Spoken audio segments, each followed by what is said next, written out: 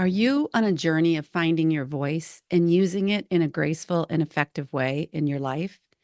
A process of finding what you even want to say and share, and how to say it in a way that creates conversations and builds bridges, but not walls. If so, you're in good company with me and other listeners. I've been on this lifetime path myself, one of understanding my own self expression and understanding. And I believe it's part of my own soul's journey to express myself with clarity and ease. If you resonate with this as a possible soul sort of lesson for yourself, listen in to find out how your childhood and even society have affected how you express yourself and use the voice.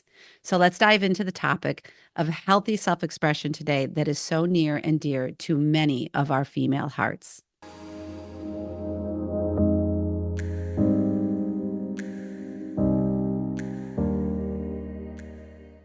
Here we are in episode 91. Welcome back to Mystical Sisterhood. I'm Maureen Spielman, your host. If you're new here, welcome. And if you're a veteran listener, I thank you from the bottom of my heart. Today, I wanted to honor our individual and collective voices by dedicating an episode to women, setting a collective intention of finding our authentic voices and sharing it wherever you are wanting it to be shared, whether that's with your inner circle of loved ones, your community, anywhere in your workplace, in the outside world. We're in a time right now, I believe, where women's voices are being invited to the table more often. And I know this to be true. I wouldn't be here if it weren't true, I believe. But our voices are being amplified. And so, if this speaks to you in any way, shape, or form, welcome. And I'm personally very happy to be sharing this space with you. You know, my original choice of career was speech language pathology. And I love to look back on that because it was a career dedicated to definitely encouraging and teaching language development. And the department which I studied in when I studied speech pathology was communication sciences. So it kind of was a setup for, I think, now what I'm doing further on in my kind of work in my career. And I love this because there are many layers, I believe, to how we use our voices. And they may be clear in some areas of our lives, but begging for more clarity and expression in other areas of our lives. And I say that often, you know, I sit here and I'm at the head of this podcast, and it would be easy to project onto me communication, speaking her mind. Oh, so easy for Maureen. She must not have any problems with it at all. But no, I believe that it's almost a universal challenge and can present a roadblock for many of us. And it's a great conversation. And it's one that comes up with people in my personal circles and my clients. So I just thought an episode dedicated to why we quiet our voices and what's here for us would be very valuable. If we think back in time, women's voices were really relegated to, I'm just going to say, circles that were on the side or, you know, in quiet rooms and that sort of thing. And right now, women's voices are emerging in droves. And gosh, look at today is episode 91. I mean, I must have 80 or 75 interviews in the portal of women wanting to share their truths. And then after an episode airs, women coming to me and sharing what was so important about that. So I believe that we're all in this together. I always say that. And I'll just start where, how have you sacrificed what you had to say in order to keep the peace, make someone else comfortable, fit a prescribed role in your family or within a friend group or in a community? Think about that, either back in your childhood, in your teen years, in your 20s, in your 30s, 40s, 50s, 60s, or now, you know, because these patterns perpetuate and they show up in ways that were grounded in our childhoods, but often show up now. And many of us, I would say most of us, are doing the work to shed ever so gradually that which no longer serves us. In what ways do you feel that you cannot share or say your thoughts, ideas, and feelings with another? And how does this show up in your life? I know for me, it's often getting stuck at the impasse of, and for me, this is more in a personal relationships, but stuck at the impasse of possibly knowing what I have to say, but then the how do I say it? And today we're just talking about, these kind of global topic and how we're so affected by our conditioning. But that's a struggle point for me that I continually work on. I hear consistently from individuals in my life, both personally and professionally, how communication and getting our needs met is of a very high value and importance. I believe this becomes more and more important as we grow in age and wisdom and realize that there are so many places that we want to share our voices.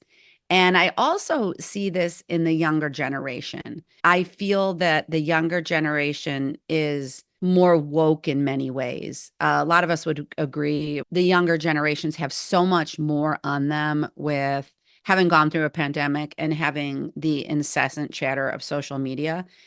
However, there is an awakening occurring with these younger generations that now, I guess, like in a way, we're seeing across generations, which is beautiful. So we are all, in a way, awakening at the same time and teachers for one another's too. So I believe that that high priority for communication, self-expression, yes, it's the call and the allowance is greater for the younger generation, but it's here for all of us. So let's go back to a few questions. I'm inviting you to think about where in your life are you desiring to express yourself more fully with family, friends, parents, kids, or possibly clients? What is a quiet or a loud yearning within you to say, to share, to express, to voice? Think across communities again or relationships. And will you consider that you are worthy beyond belief to have your opinions, thoughts, feelings, wisdom shared with others in your life? I wanted to go back now to start with a foundational principle of the universe that I often talk about here on Mystical Sisterhood. And that's whether you choose to believe it. Anything I offer here is always, okay, I'll take that. Not so much that. But the premise that if it's true that you were born worthy and whole and complete, and you have gifts that are only true and unique to you, would you also say that you were given the intelligence of your mind, emotions, soul, and you were given and gifted a whole way to express yourself via language and words? So not only are you born this unique, beautiful, whole, worthy, complete, gorgeous human being, but you also were given this vehicle, this way to share of yourself with others with your language and words. So my answer to that is yes, I think that I would absolutely say all those things are true. Thinking about the gifts we've been given and understand that they are here for us and they've been covered up. Once again, another mystical sisterhood theme, looking at conditioning, what we have experienced in our lives that we are here to heal or integrate, and how they've covered up our true self. So that is conditioning at its finest. So on the level of the mind, you might have a misconception, misperception based on conditioning that you are not smart enough. This is so common, so common. So at the level of the mind, I'm not smart enough. I'm not as good as, I'm not intelligent. And then to know the truth of that is that you were absolutely born with your own intelligent system. And these intelligent systems were not meant to be compared to one another. Our systems that we have in place encourage the comparison and the not enoughness. But the intelligence that you hold is perfect and true for you. And it's one of the things that I love to see in our human selves is, gosh, what is this other soul's intelligence that comes through in this body? The fact that we were given this pulling back to ourselves to learn our truth and given the power of thought to change the ways in which you have learned to think about yourself. I wanted to say on the level of emotions, you have this beautiful emotional system that is truly energy and motion operating in your body every day, here to alert you to your needs in the moment. And given that you were given this system, and you also have the ability to learn about your emotions and find new ways to be with them and learn about why they're here for you.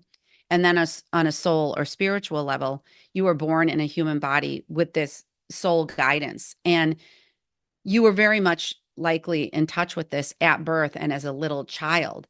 And you were steered away from this essential truth and knowing and this living from a soul perspective. We are all being invited back to the truth of who we are.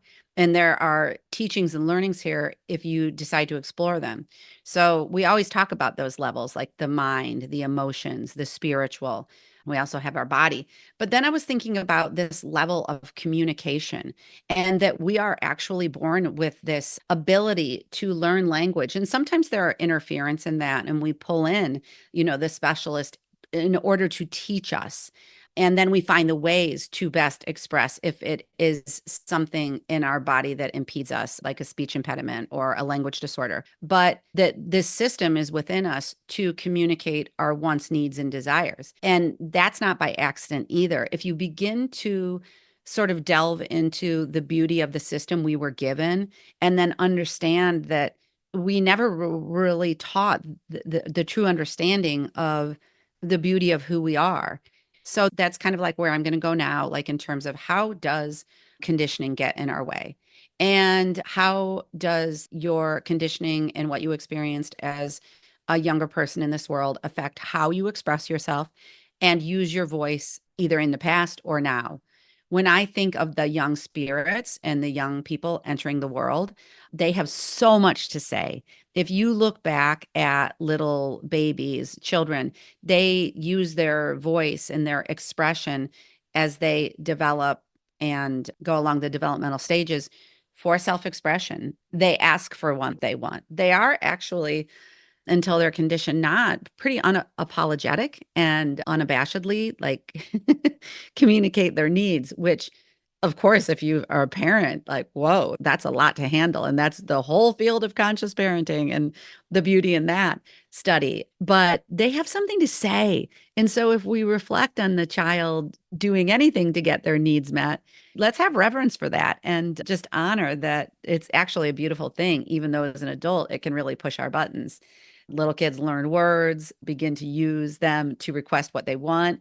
They get loud if they don't receive what they want. And all the while, what are some messages that are ingested in return? I know in my own childhood, of course, born many decades ago now, but there a big, energetic, and even spoken way that kids were supposed to be was absolutely that you were seen and not heard. And don't rock the boat. Don't do anything that's going to upset anyone. Okay, right? You just had to go with the program. And I even look back, like, I took my kids to my gym when they were little, and it was just so interesting because, they would do things, they would do circle time, and they would say, you get what you get and you don't get upset. I think that's not really very conscious. I get it. It's a way to quiet them and be like, pipe down if you don't get what you want. But you can see, like, in our conditioning, how think even like raising your own kids and how we're so conditioned to quiet the child. So this could be, like I said, in spoken words, or you just felt an energy that quieting and silencing your voice was preferred. And I think as I was writing this episode, I was even thinking, I think like we may have had, and my siblings could either validate this or not. I do remember a time when my dad brought the request or he would bring a vocabulary word to the table and we would learn a vocabulary word. You can see where I get my language skills from, right? But there was, I believe, sometimes a rule of no talking at the dinner table. So put yourself in the position of when you are young, you are reading the outside world and constantly taking cues from the adults in your life, whether they're parents or teachers or aunts or uncles or clergy people or wherever you spend your time, summer camp, whatever it is. But we're reading the cues as to how much the adults in our life welcomed our voices, our thoughts, and opinions. And if we sensed that our voice was not welcome, we got quiet because I think what we essentially learned was I'm not safe to share my voice. My voice is not welcome. And the one thing that really stands out to me as I've been doing this work for a while and, just so passionate about understanding how our conditioning affects us is that we were in this field of energy and messaging every single day of our lives. And it's in society and it's in culture and all around us. So we have to realize as adults, wherever we are in this path, whether you're, 21 or 31 or 51 or 71, is that there are reasons why sharing our voices feel hard and they feel like you misunderstood or you can't say what you want. It's not your fault. And it's so understandable that's the experience you're having. We begin to internalize someone else's voice and we begin to transfer that as messages of not safe, not welcome, not wanted, not warranted. And for some of us, we're very aware of this or we're becoming aware of us. And it's beautiful that it becomes part of our life's work. I love that. For me, and I've probably said this before, I was a very quiet child having been very praised for my silence. I was the fifth of six children. And I would hear the messages of, she's so quiet, she's so quiet, she's so good. Oh, Maureen, she's so docile. She was hospitalized for a week and she didn't say a thing. Oh, gee, she fell in front of the house and broke her leg, and we picked her up and she didn't cry on the way to the hospital. And not only did I feel like I couldn't because maybe it would be too much for my parents if I did. They already had four children before me. They were probably stressed. No one used that word back then, but they were probably very stressed. And I was aware of that. So I got really quiet. And then those messages of, she's so quiet, she's so quiet, I'm still working through them. And that's why this episode is so important to me and because I see it over and over. But I really pushed that voice down, which is very unnatural to push your voice down. Our voices are meant to flow and contribute to this experience, this human life. You can see probably for even yourself, like, oh, wow, how was I conditioned? And hey, let's just say, like we always do, no right or wrong. The people before us brought us up. Our parents brought us up the best that they knew how. Remember, we are doing ancestral work here. We are breaking patterns of generations, even talking about these things out loud. I love it so much. And it's big work. We're doing it together. I hope by listening to this podcast, there is some resonance here for you. You realize, oh, I'm not alone. Like, she experienced that. He experienced that. We experienced that.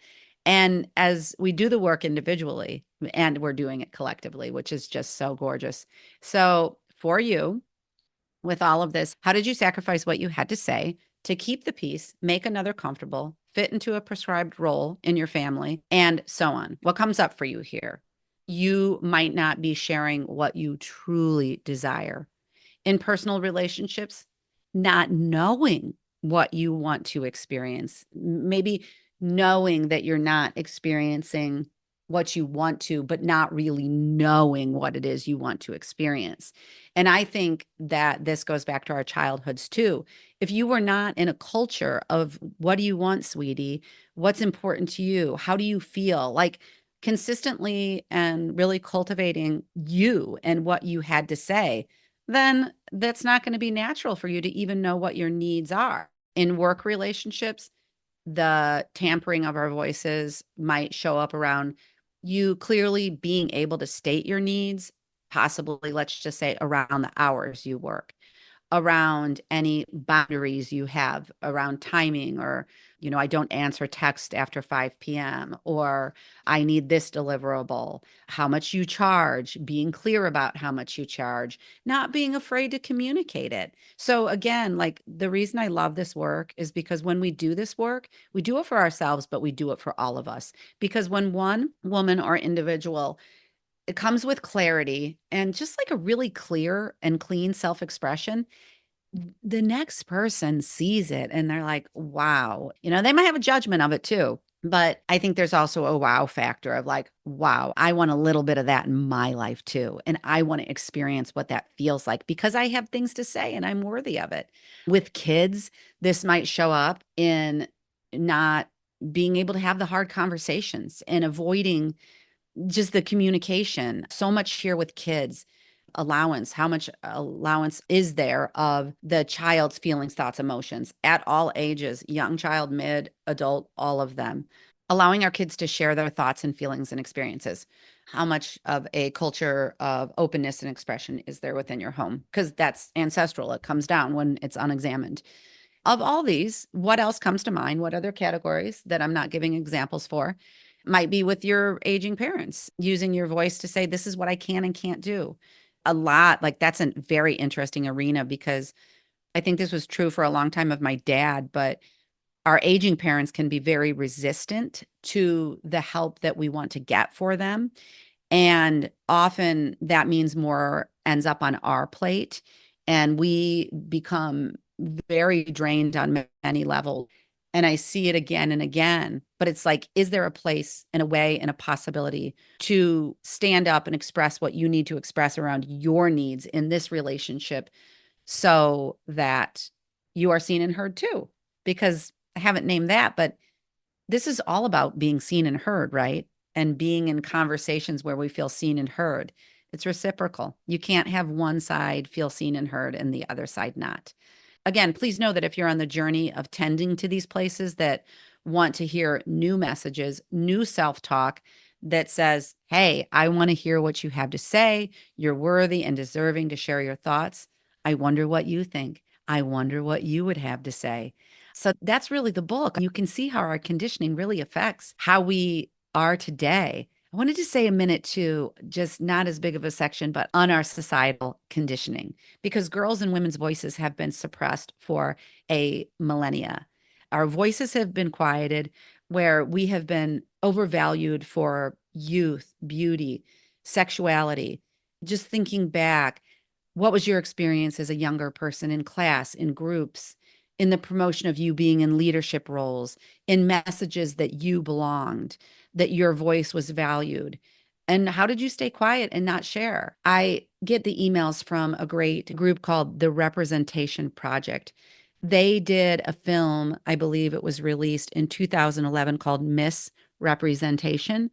And it was all of the ways that women were misrepresented in media. And it's a really fascinating way to see what we've been valued for and what we have not been valued for. And I believe our voices and our place at the table is a place that we've been undervalued.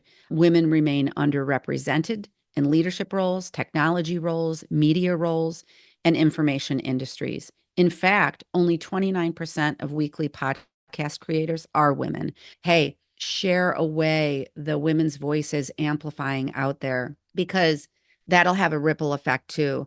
We're just highlighting the need for initiatives that aim to amplify the female voices in our industry. And globally, to go back to leadership positions, less than a third of leadership positions are held by women. In the US and Canada, the situation is not much better, with 37 to 35% of leadership positions being held by women, respectively, despite women comprising 47 or 46% of the workforce. So we can see that our representation in industry is underrepresented, but it's growing. So let's really put our mindset there that it's growing, that women are here to encourage one another, encourage it. It doesn't have to be just for our daughters either. It can be for all of us. Lastly, I just want to get to, how do we move into the direction of self-expression and expressing yourself? Think about what gets in the way, what fears come up for you. I've heard, and we all have heard, that I might sound pushy. I might sound too aggressive, and it feels risky. What's the risk involved? And is that risk really true? How do you deal with those voices that get in the way of expressing what you want to say? Do you push them down and wish they go away, only to have the universe send you the next opportunity? And you wonder once again where to begin and what it is you want to share? And how will you give yourself permission, that bridge of permission, to possibly explore a new way of being for yourself? I really believe that when we're not taught things in our childhood, when it comes to parenting, being with others, being in relationships, practicing intimacy, saying what we need to say, it's so understandable because we didn't get to practice when we were young. And for most of our lives, we've been living a pattern. So if you are of the younger generation and you're here, I'm doing a big applaud for you, because these skills, they're here for you, but they also need to be practiced. And in order to do so, seeing your beauty, seeing your worth, seeing that clarity within, knowing what it is you have here to share. This is not a comparison of anybody to anyone. If I lived in that world, I couldn't do what I'm doing. I believe that our voices pour into the collective. Last night, I saw a woman take the stage for a presidential debate with clarity, with vision, with knowing, with an unapologetic nature. We are here. We are here in the now with new invitations that are showing up at your doorstep. Envision that invitation in your mailbox and you go to unwrap it and say, and it says inside, I invite you to say what you want to say what you need to say. Take the small steps, have the conversations, begin with what's considered the microcosm. And by that, I mean starting with yourself. Begin by cultivating that inner landscape of the willingness to see the true nature of who you are, of practicing non judgment for yourself, and knowing that you are at a soul level and at your core whole and worthy and complete. You're on that journey of coming home and back to the place inside of you that knows this and never, ever doubted it. This is the work and practicing understanding your needs, determining what you want to express, learning ways to speak to your little girl that didn't get to express herself, and taking those baby but vital steps and practicing are all taking you down that path of growing in your journey of self expression. So, your voice is needed right now for yourself, for that self honoring, to lead to those conscious conversations I always talk about. And that microcosm of you and you mattering and you being worthy and you knowing your truth, it matters. And it has that ripple effect that eventually, through the layers of dimensions, affects that outer world so fully. Do not doubt that. Our inner work affects the outer world. And so, with that, I want to say if you want to continue the conversation within the coaching relationship, it is a beautiful way to understand what are my needs, where have I gone unspoken, what conditioning have I been under the spell of that I do not want to be under the spell of anymore? Setting intentions, getting to know yourself so fully. That is the soul psychology coaching I practice. And I am passionate about it, you can see, because I know it changes lives. I know it allows us to be seen, even if we are only seen in our glory and fullness by and to ourselves. So, with that, I'm going to say a big, hearty, gracious thank you. I'm full of gratitude for anyone and everyone who listened in today. Please write me at hello@maureenspielman.com if you have thoughts, feelings, emotions, wisdom to share. I would love to hear it. Visit my Instagram at Maureen Spielman. That's where I post everything for Mystical Sisterhood, or check out my website at either maureenspielman.com or mysticalsisterhood.com. And I hope you find what you're looking for in life. And I hope you see yourself in those whole and worthy ways of what you're here to express. I'll see you next week. Thanks for listening to this episode of Mystical Sisterhood. To learn more about my one-on-one coaching programs or join the Mystical Sisterhood membership, visit maureenspielman.com or mysticalsisterhood.com. Thanks so much. I'll see you in the next episode.